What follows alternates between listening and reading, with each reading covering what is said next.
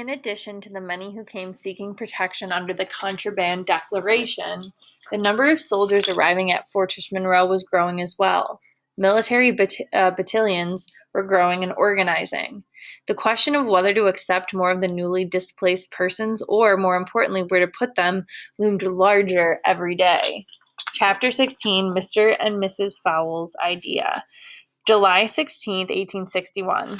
Mrs. Peak asked Callie to get to school early before all the others. There were some people she wanted Callie to meet. When Callie arrived, Mrs. Peak was not alone. There was a white man and woman in the classroom with her. They seemed very friendly to Mrs. Peak, and they seemed happy with the schoolroom. Mrs. Peak was giving a tour of the classroom. They were looking at all of the schoolwork that was around the room. The three of them were speaking in low tones. Callie hoped they would not notice her standing at the door. Callie did not interrupt. She did her best not to listen, but she could hear what they were saying. The man was speaking to Mrs. Peak as if they were friends. "Mary," he said, "it has already been decided. The fort cannot hold the freedmen much longer." "Yes," she said, "I know this, but they must not turn them out. They come so eager. They have hoped so much. The children are eager to learn." "What can be done?" the woman asked. "At least the school will not close. I have already written to the missionary society. More teachers and supplies are being sent." "We must not let them down," the woman added. "Some have walked many miles to get here. There is hardly enough room for the people who are already here. More and more stream in and continue to come," Mrs. Peak said. And then she noticed Callie. "Callie, you are here. Welcome. Come in." Mrs. Peak smiled and reached out to hold Callie's hand. "Callie, I'm so happy you are here. These are my dear friends and neighbors, Mr. and Mrs. Fowle." "Do come in," Mr. Fowle greeted her, smiling. "Let me shake your hand," Mrs. Fowle said. "I have heard a great deal of good things about you, young lady." "Yes, ma'am," Callie said, smiling and feeling a little out of place. "I am happy to make your acquaintance." Callie took a glance at Mrs. Peak. She smiled back at Callie and nodded her head so that she could feel at ease. "Now let me get right to the point," Mr. Fowle began. "Mary, Mrs. Peak tells us what a good student you are. She tells us how quickly you learn and how willing you are to help others. That is fine and commendable." Kelly smiled, a broad smile, as her face began to feel warm. Mr. Fowle continued talking. "We have the money and the means to send a young scholar such as yourself to school. It would mean that you would have to move away from your parents. You would live at the boarding school in my home state of Massachusetts." "Have you heard of Massachusetts?" Mrs. Fowle asked, smiling. "Yes, ma'am," Callie said, also trying to smile while looking at Mrs. Peak. "Mrs. Peak tells me you have the makings of an excellent teacher. We could always use another good and excellent teacher. Do you agree, Miss Peak?" "Yes, Callie, I do agree." Mrs. Peak chimed in. "I think this would be a wonderful opportunity for you and your family." "Do you mean Mama and Papa will come with me?" "No, Callie. The schooling is just for you. Your mother and father have their lives here in Virginia. They told me they have both found work here at the fort." "Yes, ma'am. Mama is working as a seamstress, and Papa works as a scout for the army post, and he helps with the horses," she added eagerly. "Yes, ma'am. Mama's working as a seamstress, and Papa works as a scout for the army post, and he helps with the horses," she added eagerly. "So you see, Callie, that just leaves you," Mrs. Peak said. "Yes, but I work with you. You said I'm a good helper," Callie started. "Yes, Callie, but you will see there will always be so much work to be done. You're getting an education means that you will be helping me so much more." "What about Mama and Papa?" Callie asked. Mrs. Fowle had been quiet. Here is where she spoke. "Callie, Mrs. Peak introduced us to your parents last night when they came to the evening adult school. They said they liked the idea of your getting a formal education and felt this is a wonderful opportunity for you.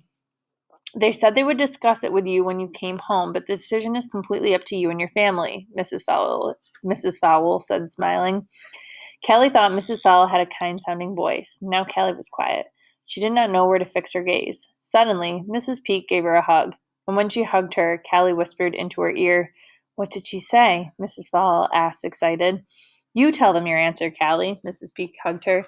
"Yes," Callie admitted happily. "Thank you so very much for your generosity and your faith in me." Then she turned to Mr. Fowle. "Yes, Mr. Fowle, I would very much like to go to school in Massachusetts." "That's the spirit. That is what I wanted to hear." He laughed. Then he turned back to Mrs. Peake. "Now, Mary, I am on my way, and we will make plans together about our newest scholar," he said, and then he and his wife were out the door.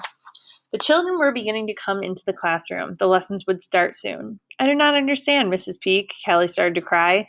"There is nothing more to understand, Callie, other than this. Mr. Rollins Fowle is a neighbor of mine. I have known him many years and of his good works. He is a man who is very kind to colored people," Mrs. Peake said, drying Callie's happy tears. "Frequently, he has bought slaves who were in danger of being sold into bad hands and given them their freedom. He is also known for sending a student to school in the North to be educated. He has chosen you this time, Callie, and I agree with his choice. You are a very intelligent and a deserving young woman." Callie was happy to hear these words. In spite of everything, in spite of losing Joseph, the war, and losing little Charlie, there were so many good things happening at the same time. "Our people need so much," Mrs. Peake continued. "We need teachers to teach our people to read and to write. Our people need to be educated for these times and for all of eternity. And we also have the responsibility to teach our children the right habits of living and the true principles of life. So you see, Callie, Mr. Fowle is not just helping you, he is helping so many others who are yet to come." When Callie got home from her midday meal, Mama and Papa were waiting for her. They saw the look on her face. They looked like they were holding on to a happy secret that would burst out any moment. "What answer did you give to the Fowles?" Mama asked. Callie hesitated. "She said yes," Papa said, and laughed out loud. "She said yes." Then he gave Mama a big hug. Callie ran to them. She wrapped her arms around Mama's shoulders and looked into her eyes. They could all see how tall she had grown. Then Papa hugged them both.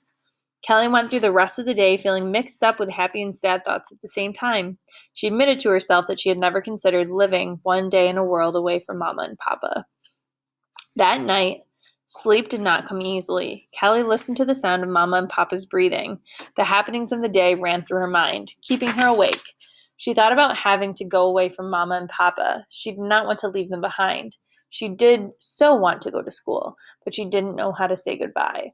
Kelly remembered what Papa said about how, as a freed man, he could never leave his family behind, and what he said stayed on her mind. Then she remembered that Mrs. Peake